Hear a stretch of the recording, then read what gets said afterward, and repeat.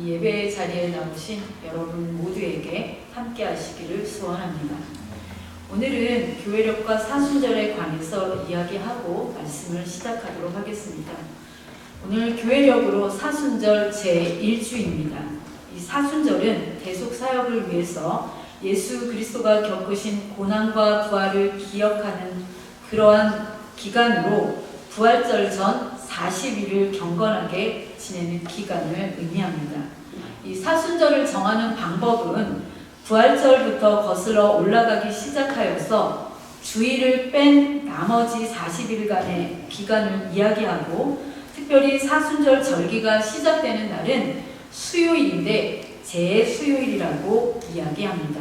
이 제수요일 때는 종려나무 가지를 태워서 제를 만듭니다. 그리고 그 제를 우리의 이마에 바르면서 죄를 회개하면서 하나님께 나아가는 그러한 시간입니다. 우리가 전통적으로 어떤 교회들은 성류식이라고 해서 기름을, 그러니까 올리브 기름을 거룩하게 구별하고 그 기름을 머리에 바르면서 하나님께서 예전에 이스라엘 백성을 치료하셨듯이, 예수님께서 이스라엘의 많은 병자들을 치료해 주셨듯이 그렇게 치료해 주실 것을 강구하는 성유식을 진행하는 교회들도 있습니다.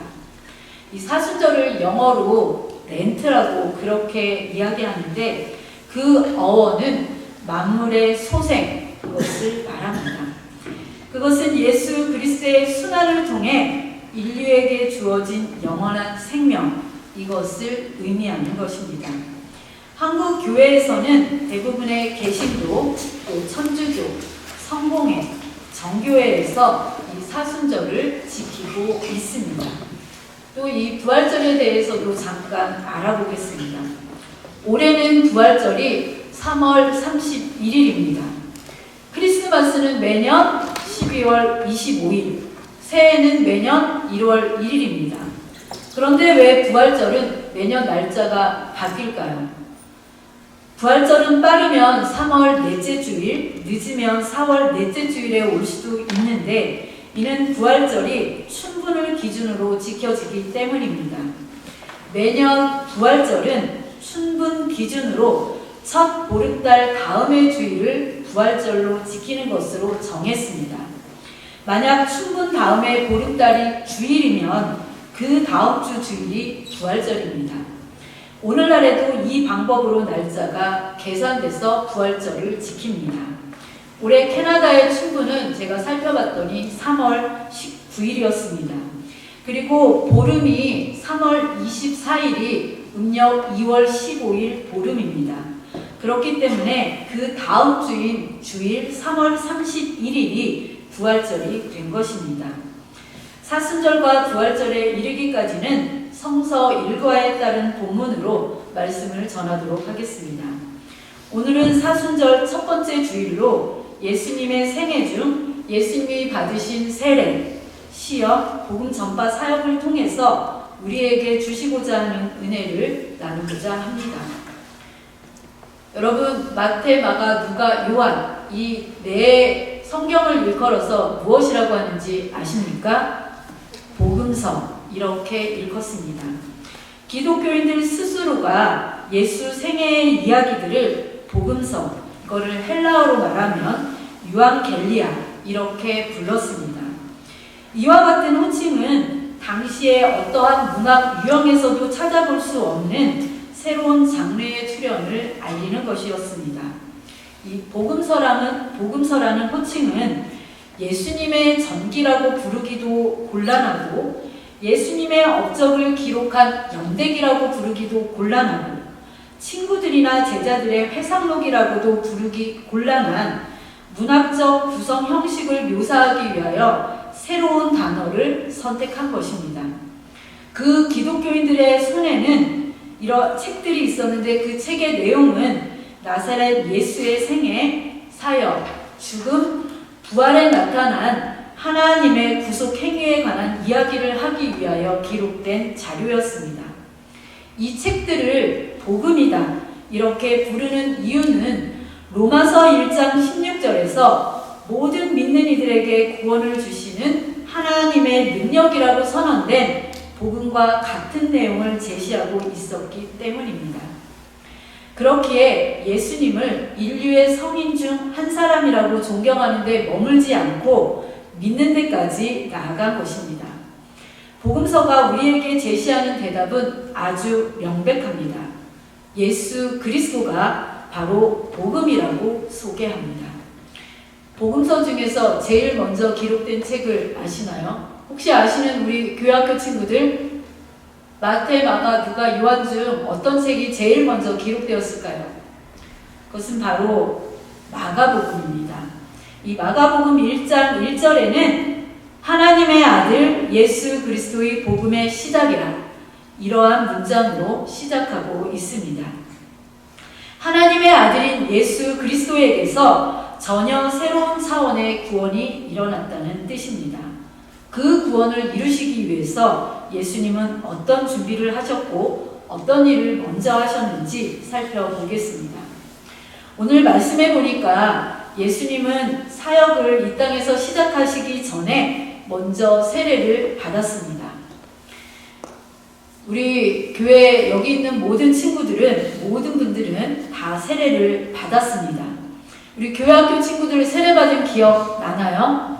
아마 어렸을 때 유아 세례를 받았기 때문에 기억하는 친구들이 거의 없을 것입니다. 이 세례하면 떠오르는 사람이 있지요. 바로 요단강에서 세례를 베풀었던 세례 요한입니다.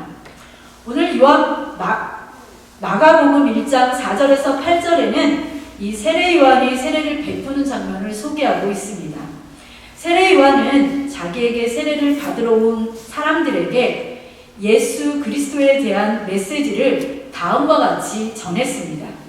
마가복음 1장 7절에서 8절 말씀 보시겠습니다. 그가 전파하여 이르되 나보다 능력 많으신 이가 내 뒤에 오시나니 나는 굽혀 그의 신발끈을 풀기도 감당치 못하겠노라. 나는 너희에게 물로 세례를 베풀었거니와 그는 너희에게 성령으로 세례를 베푸시리라. 이렇게 요한이 세례를 베풀 때에 예수님께서도 갈릴리 나사렛에서부터 오셔서 요단강에 오셨고 요한에게 세례를 받으셨습니다. 예수님은 우리 모두가 아는 대로 죄와 아무 상관이 없는 하나님의 아들이시고 세례를 안 받으셔도 되는 분이신데 왜 받으셨을까요? 바로 우리 때문입니다. 마가복음 1장 4절에 보면 요한이 베풀었던 세례는 회개의 세례라고 부릅니다. 즉, 이 요한의 세례는 죄 씻음을 받는 회개의 세례였습니다. 그런데 죄 없으신 예수님이 세례를 받았습니다. 바로 여기에 예수 그리스도의 신비가 있습니다. 예수님은 모든 사람에게 성령으로 세례를 주시는 영광의 하나님이신데 모든 죄인된 인간들과 똑같이 되어서 세례를 받으신 성육신하신 겸손한 인간이십니다. 예수님께서는 친히 세례의식에 참여하심으로써 죄 씻음의 의미에서 한 걸음 더 나아가 그리스도와 연합이라는 새로운 의미를 더하셨습니다. 이 세례가 그리스도와의 연합임을 알려주는 말씀은 로마서 6장 3절에서 4절 말씀입니다. 확인해 보겠습니다. 무릇 그리스도 예수와 합하여 세례를 받은 우리는 그의 죽으심과 합하여 세례를 받은 줄을 알지 못하느냐. 그러므로 우리가 그의 죽으심과 합하여 세례를 받음으로 그와 함께 장사되었나니 이는 아버지의 영광으로 말미암아 그리스도를 죽은 자 가운데서 살리심과 같이 우리로 또한 새 생명 가운데서 행하게 하려 함이라. 마태복음에는 예수님이 세례를 받는 이유에 대해서 이렇게 이야기합니다. 마태복음 3장 14절에서 15절입니다. 요한이 말려 이르되 내가 당신에게서 세례를 받아야 할 터인데 당신이 내게로 오시나이까. 예수께서 대답하여 이르시되 이제 허락하라. 우리가 이와 같이 하여 모든 의를 이루는 것이 합당함이라. 결국 죄가 없으신 예수님은 죄인인 우리를 구원하시기 위해서 죄인처럼 되셨고 모든 죄인을 대표하고자 세례를 받으셨습니다. 예수님의 받으신 이 세례를 통해서 우리 역시 그리스도의 의로 들어갈 수 있는 길이 예비되었습니다. 또한 예수님께서 세례를 받으신 것은 하나님께 인증을 받기 위함이었습니다. 어떤 인증일까요? 오늘 말씀 11절에 보면 예수님께서 세례 요한으로부터 세례를 받고 물에서 올라오실 때에 하나님으로부터 음성이 들렸습니다. 내 사랑하는 아들이라, 내가 너를 기뻐하노라. 예수님은 이 세례를 통해서 모든 인류의 죄를 짊어지시기 위한 공생애의 삶을 시작하신 것입니다. 이는 하나님의 아들로서 모든 인류의 대속을 위한 첫 걸음인 것을 하나님으로부터 공식적으로 인정받기 위함입니다. 그러면 우리는 왜 세례를 받아야 할까요? 예수님께서 대표로 세례를 받으셨기 때문에 더 이상 받지 않아도 되는 것 아닐까요? 아닙니다. 먼저는 예수님의 명령입니다. 마태복음 28장 19절에 따르면 모든 민족을 제자로 삼아 아버지와 아들과 성령의 이름으로 세례를 베풀고 이렇게 말씀하고 있습니다. 그래서 기독교의 세례는 한 사람이 자신의 신앙과 제자됨을 공표하는 수단입니다. 세례를 받으면서 저는 그리스도를 믿는 믿음을 모든 사람 앞에서 고백합니다. 예수님이 제 영혼을 죄에서 씻어주셨고 이제 저는 거룩한 새 생명을 얻었습니다. 이러한 메시지를 모든 사람에게 전하는 것입니다. 따라서 세례는 물을 가지고 성부와 성자와 성령의 이름으로 베푸는 것으로 죄 씻음을 받아 그에게 접붙임 바 되었고 그와 연합하는 표적이며 하나님의 자녀라는 인침을 의미합니다. 또한 성령으로 거듭남과 새롭게 하신 주님께 속한 자가 되는 것을 약속하는 것입니다. 곧 이제부터 예수 그리스도의 제자가 되어 새 생활을 하겠다고 하나님께 자신을 봉헌하는 증표이고 확증입니다. 그래서 그리스도인이라면 반드시 세례를 받아야 합니다. 두 번째, 예수님은 사역을 시작하시기 전에 시험을 받았습니다. 오늘 말씀 12절에서 13절은 예수님이 광야에서 받으신 시험을 보도하고 있습니다. 똑같은 내용을 담고 있는 마가복음 4장 1절에서 11절과 누가복음 4장 1절에서 13절은 마가복음과 달리 예수님께서 마귀에게 세 가지 받은 시험을 자세하게 기록하고 있습니다. 첫째는 돌들로 떡이 되게 하는 것, 둘째는 성전 꼭대기에서 뛰어내리는 것, 셋째는 마귀에게 엎드려 경배하는 것입니다. 이 세 가지 유혹은 인류에게 늘 따라다니는 생존 본능과도 같습니다. 잘 먹고 잘 살아야 한다는 물질적인 욕구, 자신의 능력을 확인하려는 욕망, 그리고 세상에서 권력과 명예를 얻고 싶은 본능입니다. 이게 없는 사람은 없습니다. 에덴 동산 선악과의 이야기도 하나님처럼 선악을 구별할 정도로 눈이 밝아지고 싶다는 인간의 욕망을 가리킵니다. 마가는 예수님이 시험을 받으시기 위해 자발적으로 스스로 광야로 가신 것이 아니라 성령이 예수님을 광야로 몰아내셨다고 기록하고 있습니다. 이 사건을 통해 우리가 알 수 있는 것은 성령은 우리 성도들을 편안한 길로만 인도하시는 분이 아니시며 때로는 고난의 길로, 때로는 시험의 길로 인도하심을 알게 합니다. 그러나 그 모든 인도가 하나님의 뜻을 이루며 성도들의 영적 유익을 위한 것입니다. 성령께서는 예수님을 사람들과 단절된 고립 상태로 아무것도 의지할 수 없는 곳인 광야로 강권적으로 내던져서 예수님 혼자서 공생의 준비를 할 수 있도록 하셨습니다. 우리도 인생을 살다 보면 이렇게 광야로 몰아내신 내던져짐의 시간이 올 때가 있습니다. 그때는 성령이 우리를 하나님의 일꾼으로 준비시키기 위해서 시험하는 기간으로 여기셔서 예수님처럼 승리하시기를 바랍니다. 아마 여러분은 성경을 읽으면서 40이라는 숫자를 자주 봤을 것입니다. 이 40이라는 수는 유대인들이 땅의 수로 여기던 4와 하늘의 숫자로 여기던 10을 곱한 수로서 유대인들에게 있어서는 어떤 일을 준비하는 기간을 상징하는 수입니다. 성경에서 이러한 40은 주로 고난의 기간들을 나타내는데 사용되었습니다. 하나님께서는 노아 시대의 모든 생물을 없애기 위해서 40일 밤낮으로 세상에 비를 내리셨습니다. 이스라엘 백성들은 출애굽한 뒤에 광야에서 40년을 방황하였습니다. 모세는 금식하며 40일 밤낮으로 시내산 위에 있었고 엘리야는 광야에서 40일 밤낮을 걸어 호렙산에 도착했습니다.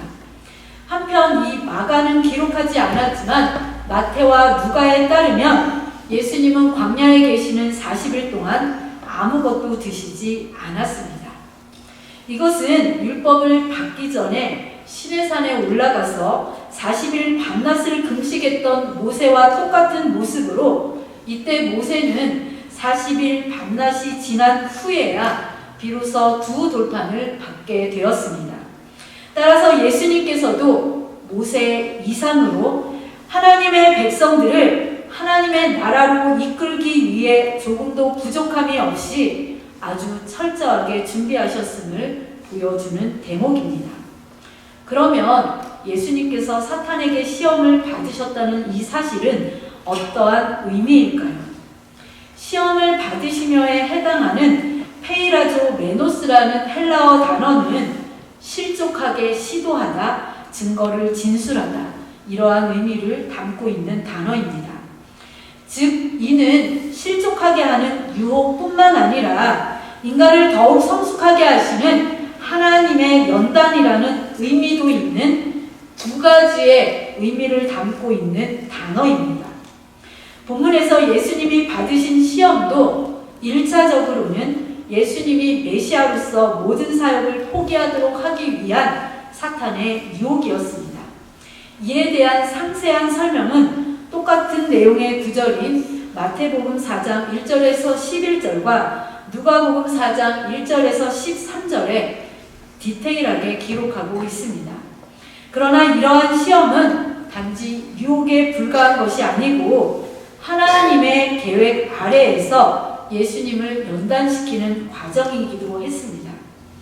한편 이 마태나 누가는 예수님이 시험 받으시는 그 상황에 대해서 아주 자세하게 기록함으로써 예수님이 받으셨던 내적 유혹에 대해서 강조한 반면에 마가는 광야와 들짐승이라는 이미지를 통해서 예수님이 받으신 외적 시련에 초점을 맞추어 기록하고 있습니다.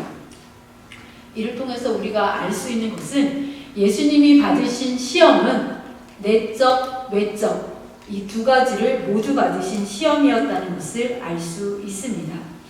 특별히 예수님께서 시험을 받으셨던 유대 광야는 실제로 표범이나 여우 등 들짐승의 위협이 항상 있는 곳이었다고 합니다. 인류의 시조였던 아담과 하와는 이런 악한 짐승의 위협이나 굶주림의 고통이 없는 에덴 동산에서도 사단의 유혹에 넘어가서 하나님 앞에 죄를 지었지만 제2의 아담으로 오신 예수님께서는 40일을 줄이시고 주위에 자신의 생명을 위협하는 존재들이 있었음에도 불구하고 시험을 이기셨다고 말씀하고 있습니다. 그러므로 시험에서 실패하고 죄를 범한 아담 안에서 모든 인간은 육적으로나 영적으로 죽을 수밖에 없었습니다. 하지만 인류 최초로 사단의 시험을 완전하게 물리치신 예수 그리스도 안에 거하는 모든 사람에게는 새 생명을 줄 수 있다고, 새 생명을 얻을 수 있게 되었다고 말씀하고 있습니다. 드디어 세례를 받으시고 시험을 받으셔서 이 공생의 사역의 준비가 끝난 예수님께서는 갈릴리에서 복음을 전파하기 시작하였습니다. 세례 요한, 되게 위대한 인물이었는데 이 세례 요한은 갈릴리에 분봉한 헤롯 안디바의 결혼으로 인한 죄를 강하게 질책함으로 질책이 듣기 싫었던 헤롯에 의해 감옥에 갇히고 말았습니다. 이에 따라서 세례 요한의 사역은 마감되었습니다. 세례 요한은 예수님의 선구자였으므로 그의 사명이 완수된 이후에 예수 그리스도의 사역이 시작되는 것은 어쩌면 당연한 일일지도 모릅니다. 예수님은 요한이 활동하던 당시에는 같은 곳에서 사역하지 않고 감옥에 갇힌 후에야 비로소 갈릴리 사역을 시작하심으로써 하나님께서 예정해 놓으신 질서를 지키셨습니다. 14절 말씀은 예수님의 본격적인 사역이 시간적으로는 요한이 잡힌 후이고 공간적으로는 갈릴리에서 이루어졌음을 밝히고 있습니다.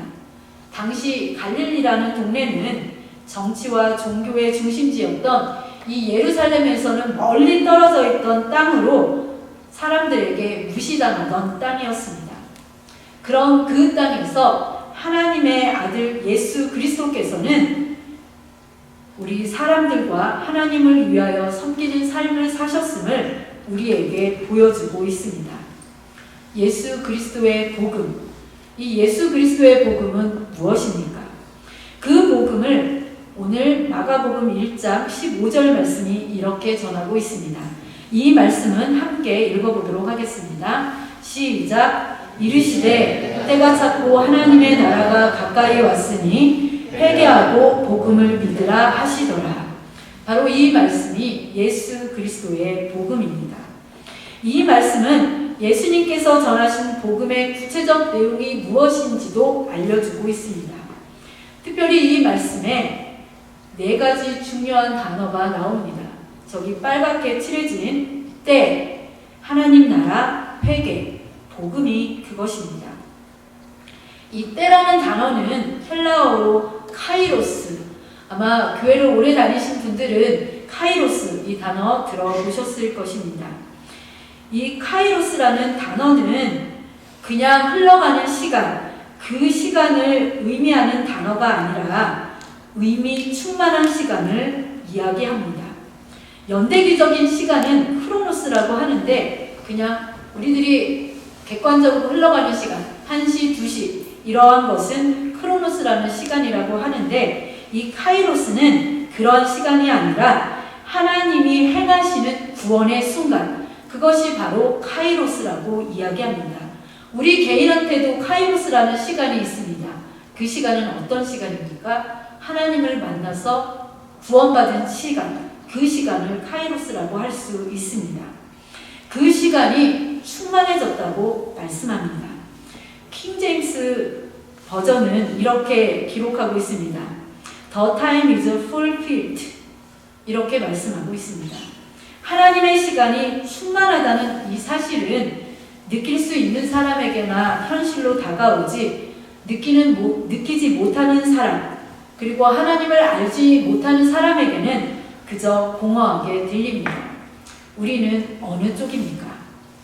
이 2번째로 나오는 하나님의 나라가 가까이 왔으리라는 이 말씀에서 하나님의 시간이 충만해졌다는 사실이 더 분명하게 드러납니다.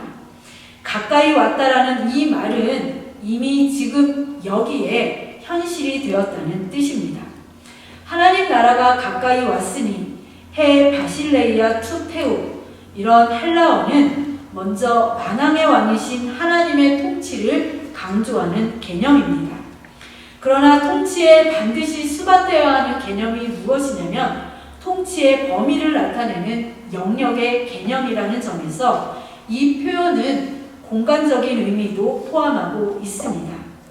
즉 예수 그리스도의 복음의 전파를 듣는 모든 사람들이 그 복음을 듣고 변화되어서 그들의 삶에 하나님 나라가 실현되는 그러한 능력을 나타냅니다.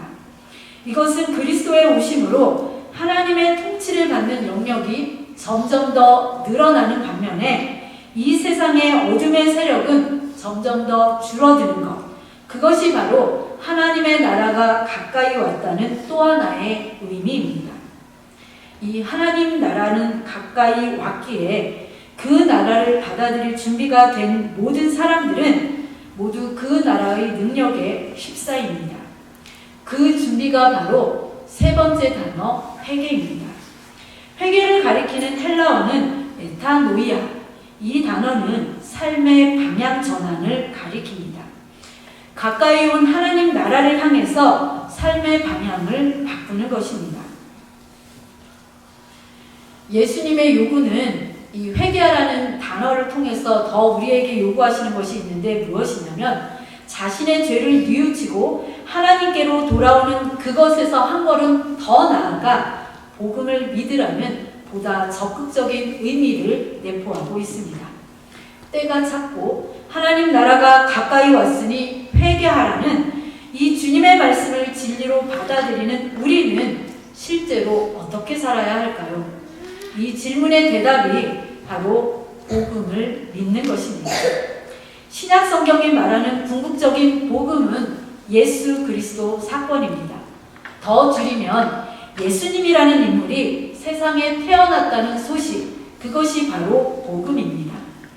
누가복음 기자는 예수님의 출생 이야기를 전하면서 목동들에게 천사가 한 말을 누가복음 2장 10절에 이렇게 전하고 있습니다. 무서워하지 말라. 보라, 내가 온 백성에게 미칠 큰 기쁨의 좋은 소식을 너희에게 전하노라. 그 좋은 소식이 무엇입니까?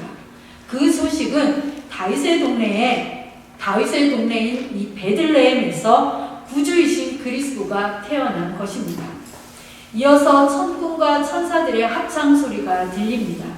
누가복음 2장 14절 말씀, 이 말씀은 우리가 함께 읽어보도록 하겠습니다. 시작. 지극히 높은 곳에서는 하나님께 영광이요 땅에서는 하나님이 기뻐하신 사람들 중에 평화로다.